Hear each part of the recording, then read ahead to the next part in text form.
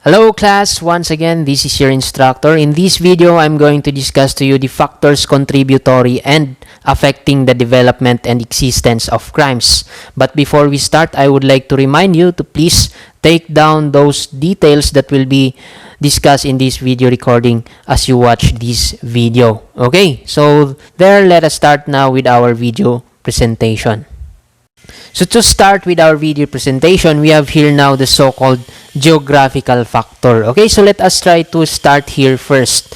So here by the word itself, geographical, okay, geography, okay, the root word is geography. So there in geography, what does or what comes into our mind when we talk about geography? So nandyan na po yung the location, okay, location of a certain place. Aside from the location of that certain place, the climate, okay, the climate. Aside from the climate, we have here the temperature. Is it cold? Is it warm? Is it a hot place? Okay, another one, the location of that certain place from, is it away from the equator? Okay, is it away from the equator? Is it near from the equator?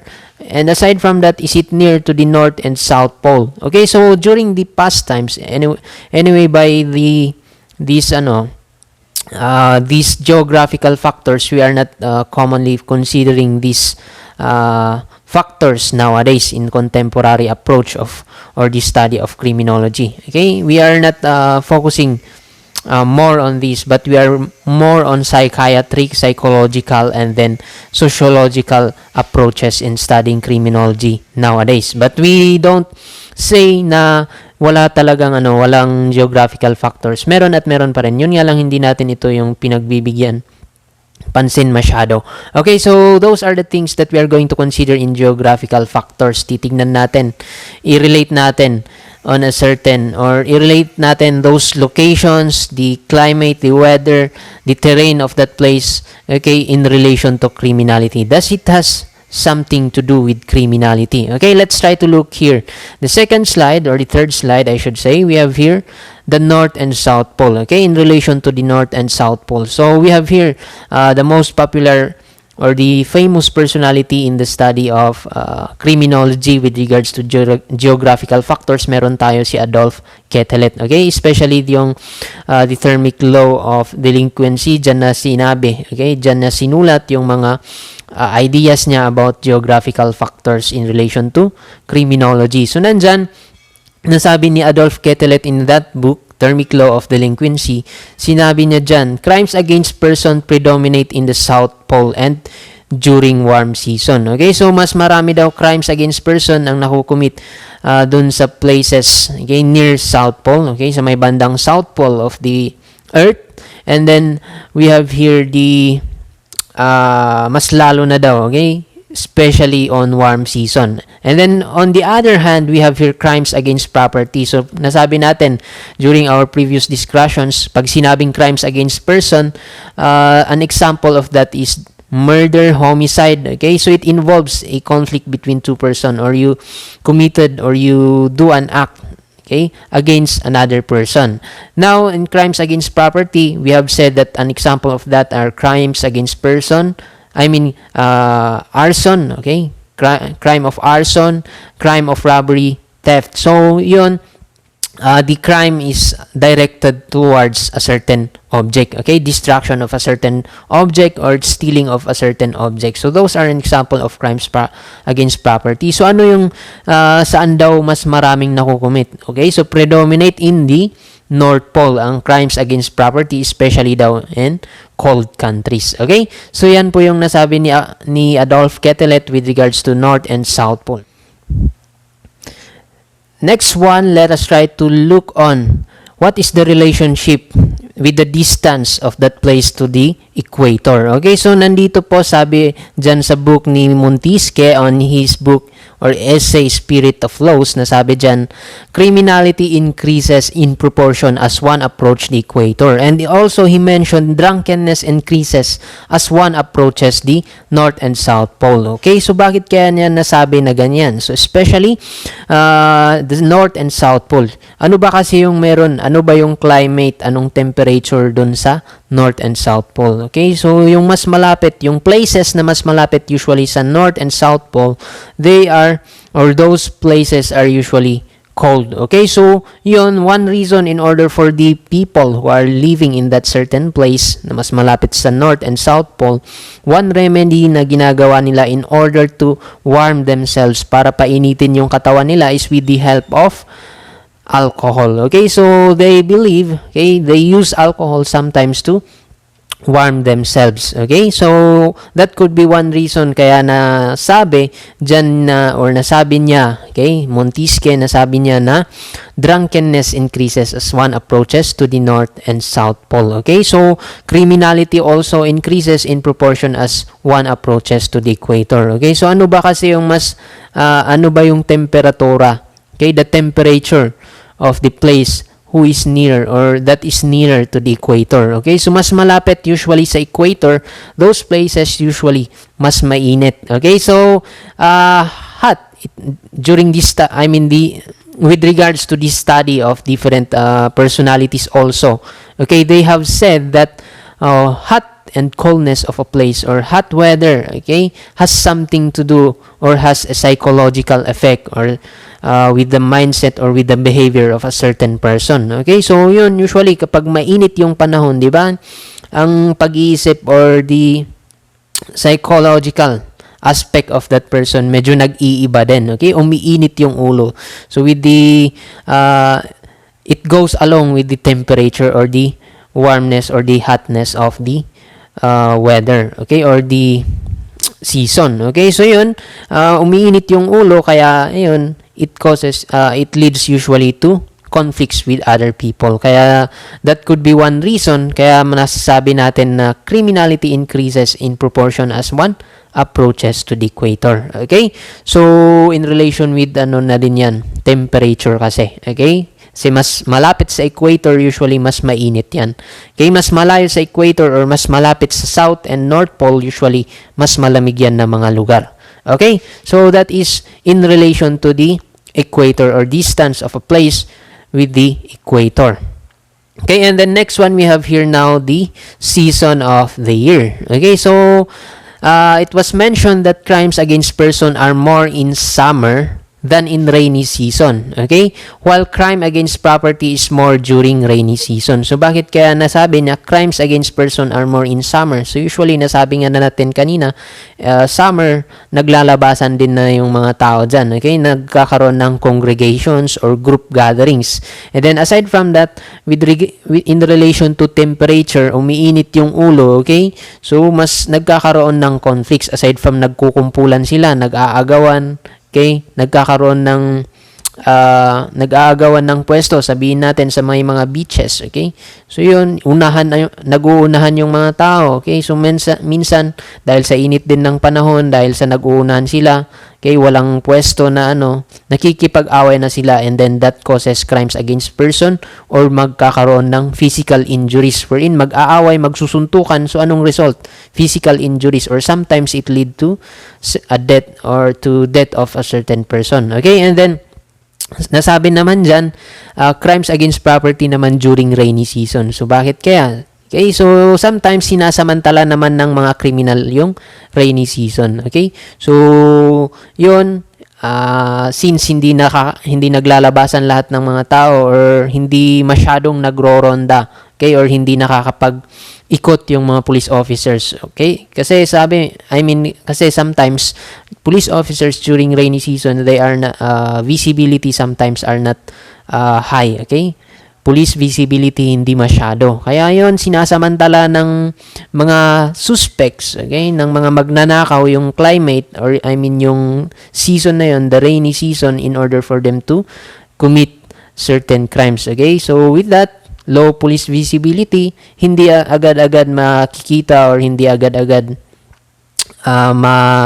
makakapag-respond ang ating mga police officers. So that could be one reason kaya masasabi natin na ganyan yung theory na mas maraming crimes against property during rainy season than summer. Okay, and then aside from that, climatic condition directly affect one's irritability and causes criminality. Yung nasabi natin kanina, mas mainit. Okay, umiinit yung panahon, umiinit din kung minsan nakakapag-contribute ito na uminit yung ulo ng isang tao or nag-iinit din yung pakiramdam ng isang tao. So, it causes irritation. Ayan, kung ano-ano na ang ginagawa. Okay, or madaling uminit yung ulo, madaling mainis, makipag-away sa mga ibang tao. Okay, so na-mention din dito, during dry season, people get out of the houses more. Okay, so as we have mentioned a while ago, during summertime, okay, warm season, usually naglalabasan din yung mga tao dyan. Okay, and then nagkakaroon na ng contacts with other people, okay, or congregation group. So yun, the more na nagkukumpulan yung mga tao, yun, aside from that, ginagamit ng mga ibang kriminal naman yan para mambiktima, okay, pickpocketers and others, okay. So that could be one reason kaya masasabi natin those criminality or it has something to do with criminality also, okay. So yun, next one is we have the soil formation. Okay, so saan daw mas maraming crimes of violence? Okay, so na-mention dyan, more crimes of violence are recorded in fertile levels. Okay, paanong fertile levels? So, sa mga kapatagan. Okay, so usually, di ba, sa kapatagan, mas maraming naninirahan na mga tao. Okay, unlike dun sa mga kabundukan, okay, no, or dun sa mga lupain na hindi fertile yung lupa. Okay? So, or soil. Okay? So, kung hindi fertile yung soil, so usually, ayaw ng taong manirahan dyan. So, konti lang yung mga tao na titira dyan. Unlike dun sa fertile level or fertile lands, okay, matataba yung lupain, syempre, meron kang pagtataniman, kaya nag-aagawan yung mga tao dyan, okay? Or nagkukumpulan yung mga tao dyan. And then, if you heard, some stories nga, nag-aaway dito, mga magkakapamilya. Okay? Mga tao nag-aaway dahil sa mga lupain nowadays. Okay? So, yun, it's because yung mga lupa na yun, okay, fertile or masasabi natin na it's an ideal place to live with. Kaya yun pinag-aagawan and it causes criminality wherein meron ng crimes against person, especially physical injuries or kung hindi man lumalabas na dyan, patayan pa kung minsan. Okay? So yun, na-mention din dyan, syempre, fertile yung land, okay? Nagkukumpulan na yung mga tao. So there are certain tendencies na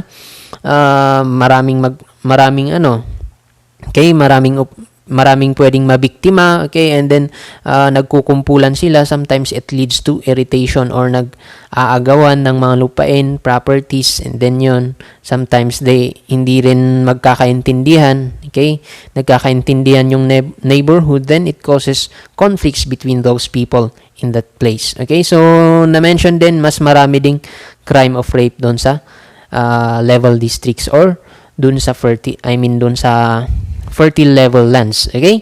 So, yan yung theories na na-mention dito. So, unlike, it is somewhat relation with the rural and urban area also. Okay? So, yun, actually, urban kasi mas ano yan sa mga low or sabihin natin na kapatagan. Okay? Sa mga kapatagan na area. So, yun, mas marami sa urban, mas mataas ang crime rate sa urban unlike dun sa rural areas in relation to soil formation. So, mas maraming taong gustong manirahan doon sa fertile levels kaysa doon sa mga mabundok, okay, or doon sa mga hindi ideal na tirahan, okay, na lupain. So, that is under soil formation.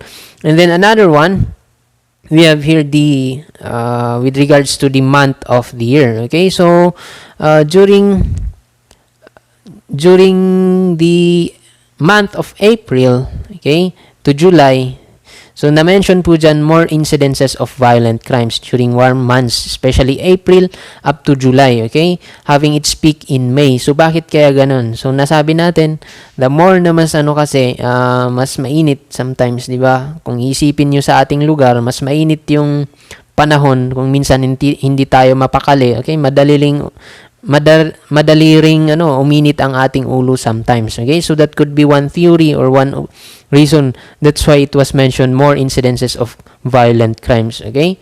So yun, This is due to May festivals, also excursions, picnic, and other sorts of festivities wherein people are more in contact with one another. Okay, so it was na-mention din dyan, okay, especially during the warm season, di ba, summertime, summer yung panahon na mga yan, so uso yung picnic, okay, beaches, okay, swimming pools, nagkukumpulan yung mga tao, so there are tendencies or lumalabas na dyan yung opportunity, okay, opportunity for a certain person to be victimized and opportunity for a certain person to victimize, okay, or to commit a crime, okay, and then yan, sometimes, di ba, kung nag-aalisan yung mga tao, on the other hand, ginagamit naman yung mga kriminal yan, okay, yung time na yan para magnakaw, okay, pagnakawan yung mga kabahayan, okay, so during that time also from May, okay, April na mga yan during summertime, okay, and this, another example is in December, okay,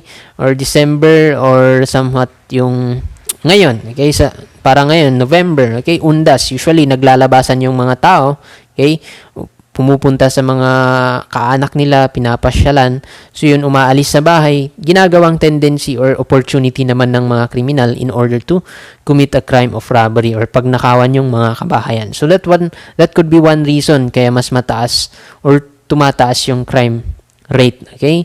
Crime rate or crimes against person or crimes against property, okay?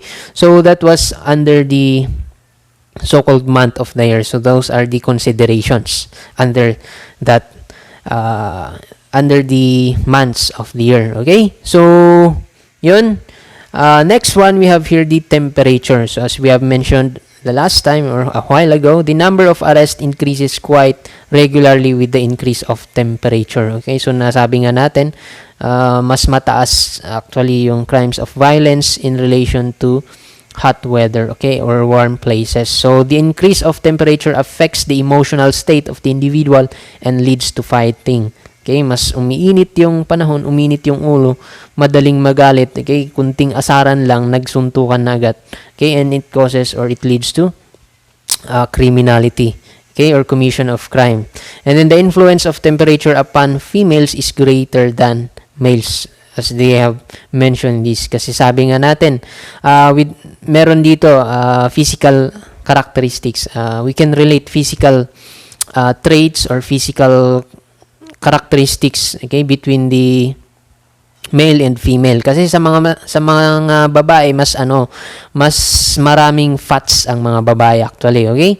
So mas maraming fats, syempre fats is more mas mainit. Okay, mas mainit kasi ang mas mainit yung katawan mo pag ikaw ay mas maraming taba, okay, or fats, okay, unlike sa mga males, more on muscles, okay, or mas konti yung fats kaya hindi masyadong nakakaramdam ng init, okay. Kaya if you observe, okay, observe nyo, try to observe your mga kapatid ninyo, kapitbahay, okay, or kung sino man dyan na malapit sa inyo, you observe yung mga mas mataba, usually sila yung mas kayang tiisin, mas kaya nilang tiisin yung lamig, okay? Mas kaya nilang tiisin ang lamig. Unlike dun sa mga payat, sila na yung kapag nilamig, okay? Kapag cold season, sila yung napakakawawa, okay? Or masyadong nilalamig. Okay? You try to observe that. It's because yun nga, sabi natin, more fats, more chances, or more na mas kaya niyang tiisin yung lamig, or pag sinabi nating mas mataba, usually niyan mas mainit yung katawan, okay, kaysa dun sa mas payat, kay usually walang fats, so there is lower temperature actually, okay. So that is in relation to temperature.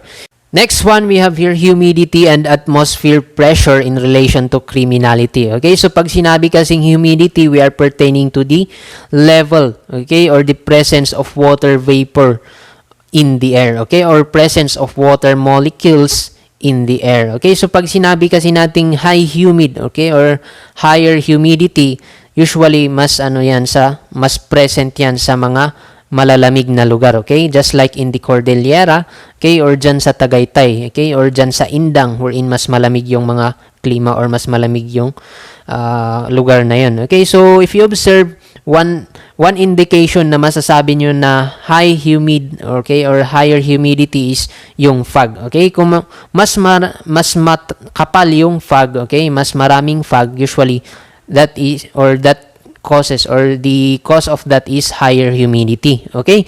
Usually naman sa mga lower humidity, okay, or low humidity places, usually dyan sa mga warm places, okay?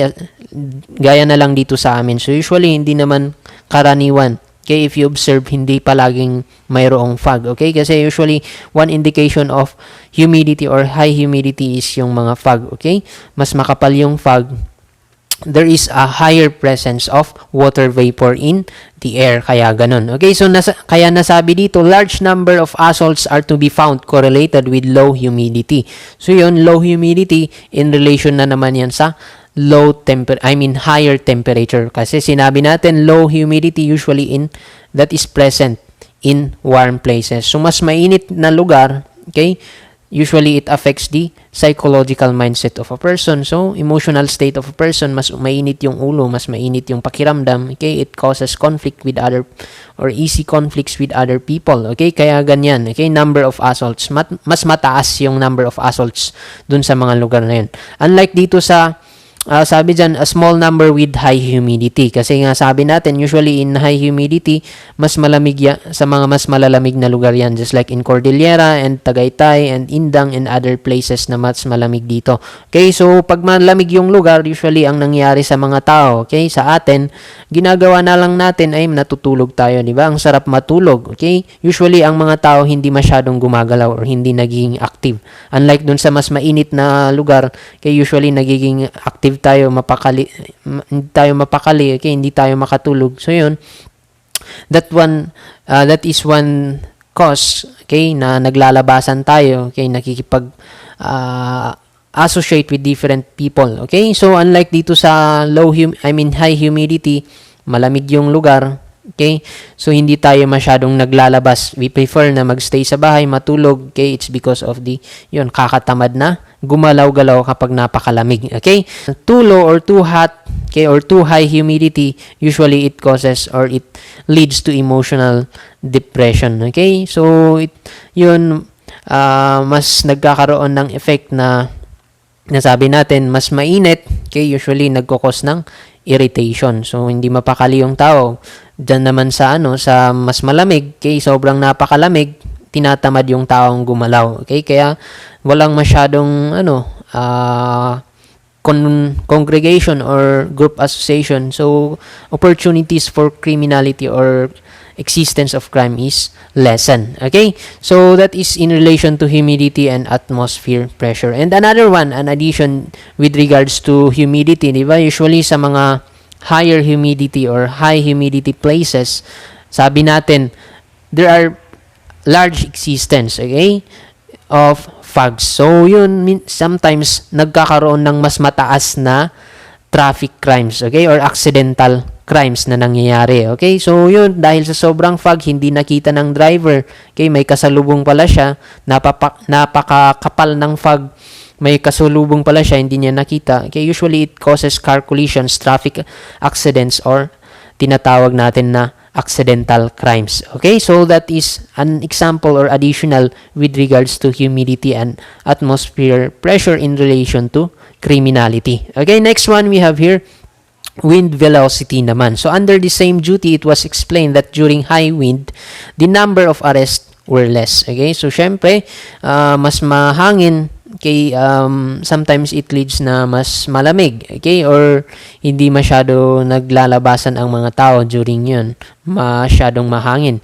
So yun, another defense that was stated here is it may be due to the presence of more carbon dioxide in the atmosphere that lessen the vitality of men to commit violence. Okay, so that was the factor or the defense that was stated under wind velocity naman. Okay, just take note there, during high wind, okay, mas mataas din yung carbon, okay, or more carbon dioxide is present usually during high winds na nasabi nila, that causes men not to commit violence.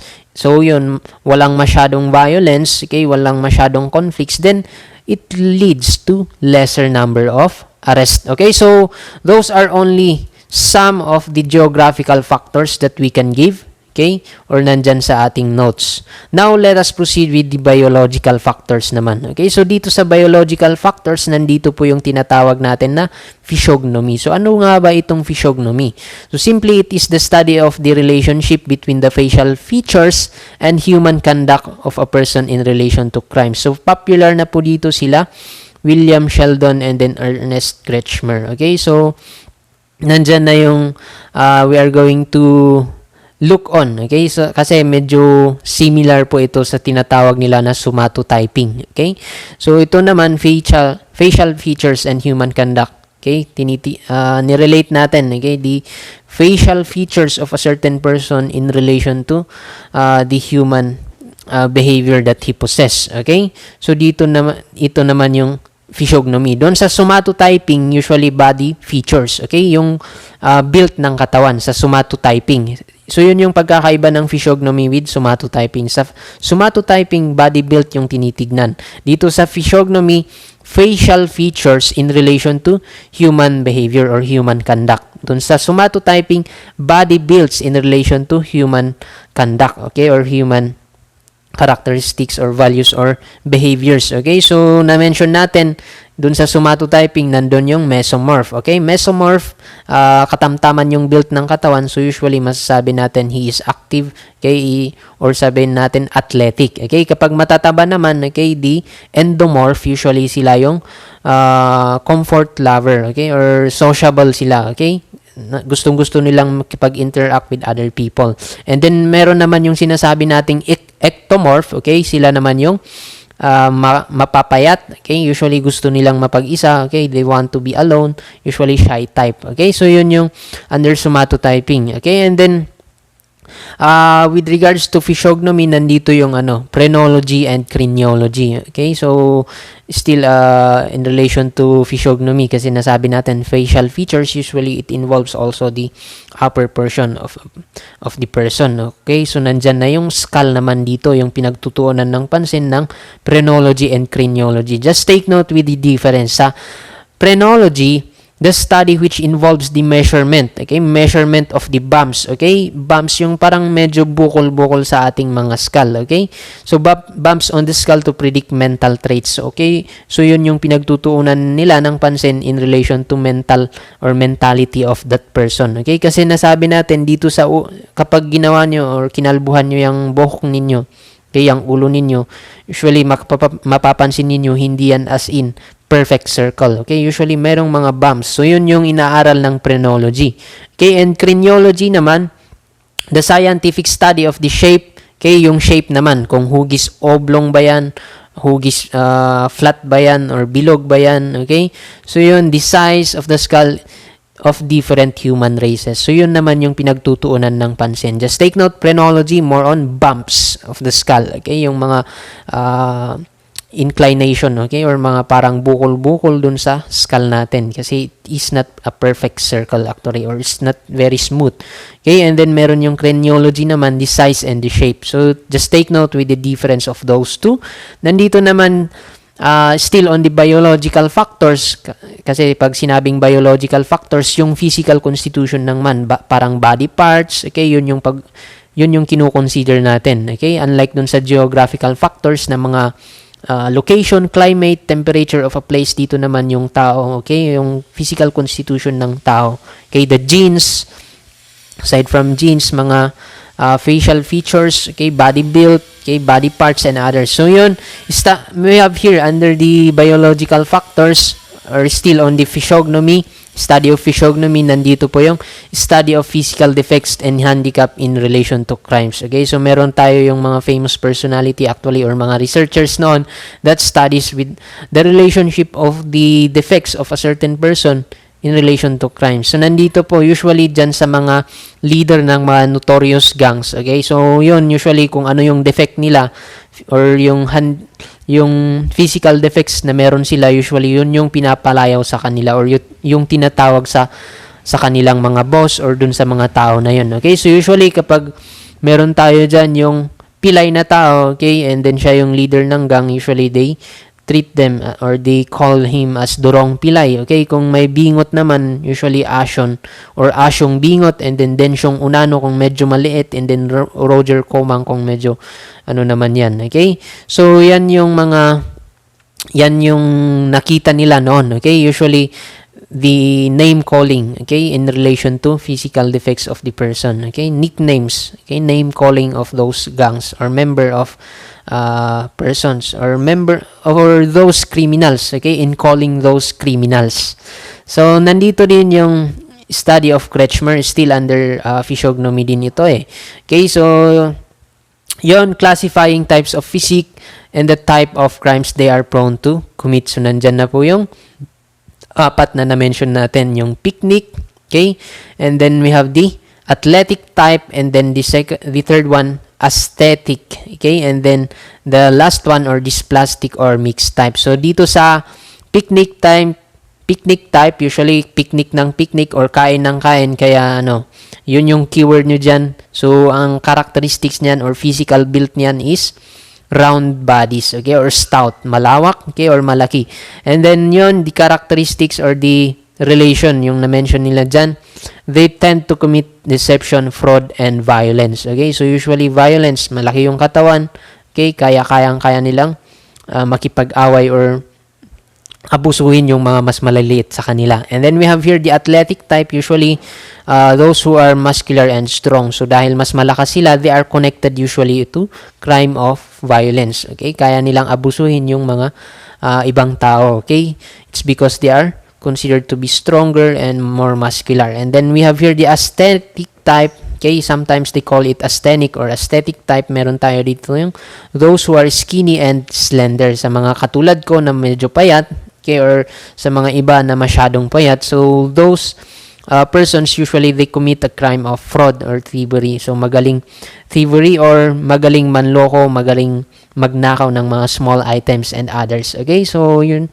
prone sa mga estafa ang mga to. Okay, so that is for aesthetic type or asthenic type. And then we have here the last one, dysplastic or mixed type na sabi nila dyan, who are less clear evident having any predominant type, okay, or they possess abnormalities in their build. Okay, mga na-mention natin kanina, may physical defects or physically handicapped, okay, gaya ng may bingot, okay, I mean, aside from may bingot, masasabi natin yung mga pinanganak na kulang ng limbs, okay, or mga kamay, okay, hindi kumpleto yung kamay, hindi kumpleto yung paa, and others. So yun, nasabi nila dyan, or nasabi dyan, their offenses are against decency or morality. So usually, those crimes of decency and morality, mga scandalous act, okay, scandalous act, okay, dun sa mga public, okay, gumagawa ng mga scandalous act doon sa public, okay, sumasayaw, kumakanta, okay,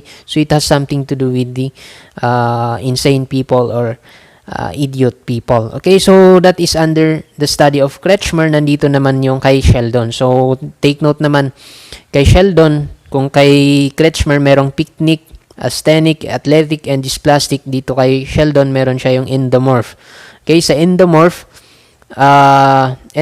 ito yung tulad ng picnic, okay, wherein malalaki yung katawan, okay, and then ectomorph, nandyan yung katulad naman niya is aesthetics, wherein mas payat, okay, ectomorph, payat, okay, and then mesomorph, dyan naman yung tinatawag ni Kretschmer na muscular or yung tinawag niya na athletic type, okay, so those are the endomorph, ectomorph, and mesomorph, okay, so dito naman, still on the study of or the biological factors, kasi nasabi natin in terms of genetics naman, okay, na additional pa rin dito yung genetics, kaya na i-add natin dito the study of heredity as the causes of crimes, kasi napakaraming authors din, okay, famous personalities who study heredity, okay, in relation to criminality, gaya nila Cesar Lombroso, Charles Goring. So nandito, tignan natin. So the common expression like it is in the blood and like father and like son, okay, are usually heard and said whenever there are several members in the family are criminals. Okay, so tignan nga natin we have here the study of the KALLIKAK family. So, sino yung nag-conduct ng study na to? Meron po dito si Henry Goddard, okay? So, si Goddard, meron siya, tinutukan niya yung family ni Mr. Martin KALLIKAK. Okay, so sino si Martin KALLIKAK? Nasabi natin, he is an American Revolutionary War. So, yun, while he was stationed in a certain place, may nakilala siyang babae. Okay, and then yung babae na yun is a feeble-minded girl. Okay, so feeble-minded in a way na kulang yung pag-iisip niya. So, mature yung katawan niya, pero yung mentality niya, yung development ng mind niya medyo nahuhuli. So, sabihin natin 30 years old siya, pero yung mindset niya, pag-iisip ng parang 15 years old or 18 years old. So, yun yung tinatawag natin na feeble-minded. So, ganun yung situation ng asawa. Okay, na asawa ni Martin KALLIKAK. Okay, so yung tinignan ni Goddard, look on the descendants of Martin KALLIKAK, nakita niya dyan. So, about 489 descendants from this lineage were traced, which include 143 feeble-minded. So, yun, napakaraming nakamana or napakarami siyang na-find out. Okay, na descendants, mga anak ni Martin KALLIKAK na feeble-minded din. Okay, na parang nung asawa niya.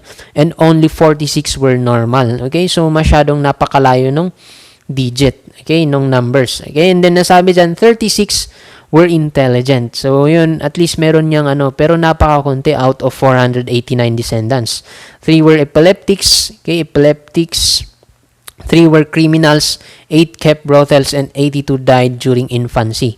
So, yun yung naging findings niya with the study of the family or the descendants of Martin KALLIKAK. And then, nandyan din, at the close of the war, he returned to his home and married a woman from a good family. Okay, and then, out of his marriage, kasi hindi niya, parang naghiwalay siya, hiniwalayan niya din yung feeble-minded na babae na yun. Okay? And then, out of his marriage, 4,967 of the descendants has been traced, and all except 1 were normal mentally. Okay? Only 2 were known alcoholic, 1 convicted of religious offense, and 50 died in infancy, and no one became criminal or epileptic. So, yun, kinumpara ni Goddard, okay, yung study niya, nung asawa niya or yung naging descendants niya doon sa babae na feeble-minded, mas maraming naging criminals, okay? Mas maraming naging criminal, okay? Mas maraming naging abnormal, okay?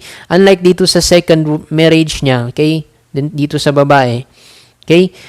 Mas konti yung mas isa lang yung naging criminal, okay? Or mas konti yung namatay, mas konti yung mga epileptic and others. So, yun yung naging nakita ni Goddard sa kanyang study. So, if you're going to take a look with that, parang masasabi mo, magkukonclude ka na namamana, okay? Namamana yung physical or intellect ng isang tao, okay? And then, another defense, okay? Kasi hindi lang si Goddard yung kilala dyan in studying of the families na mga yan. Nandito yung the study of Duke family tree naman, okay? So, yung mga author naman ito is si Dugdale and then Stabrook, okay? Stabrook and Dugdale. So, naging focus naman nila is the Duke family, okay? So, the family was consisted of 6 siblings, okay, na mga babae, okay? And then, sila ay illegitimate. Paanong illegitimate? So, yun, they are born outside marriage, okay? Hindi sila, yung mga parents nila hindi kasal, okay? Nung ipinanganak sila or anak sila sa labas kung tutuusin, okay? Or titignan natin basing on the eyes of the law. Okay, and then nandito, one of the 6 sisters is Ada Duke. Okay, so sino si Ada Duke na yan? So, yun, he was known as the Margaret, the mother of criminals. Okay, so yan yung, yan si Ada Duke. Okay, pinangalanan nila actually as mother of criminals. Bakit? Okay, so nandito po, Dugdale traced. Okay, they take a look. Parang yung ginawa ni Goddard dun sa pamilya ni Martin KALLIKAK, nandyan naman. Nakita nila 1,200 descendants, 75 years from its origin, and found 280 as paupers. So, anong paupers? So, pag sinabi pong paupers, usually yan yung mga tao na very poor, okay? They are defined as very poor person, wherein sila yung mga tao na humihingi ng mga pera or mga palimos dyan usually sa mga kalye, okay? So, yun yung tinatawag natin na paupers. Okay, and then 140 were criminal, Okay, 60 habitual thieves, and then 300 infants prematurely born, 7 murderers, 50 prostitutes, 440 contaminated with sexual disease, and 30 were prosecuted for bastardies. Kaya nasabi na siya ay mother of criminals. Kasi sa bilang ng mga criminals, 140, napakarami. Paupers, mga illegal na gawain, okay? Immoral acts, prostitutes na mga yan, murderers. Kaya nasabi na siya ay the mother of criminals. Okay, so that is the study of the family of Ada Duke. Okay, so take note, the author of that is Dugdale and Estabrook.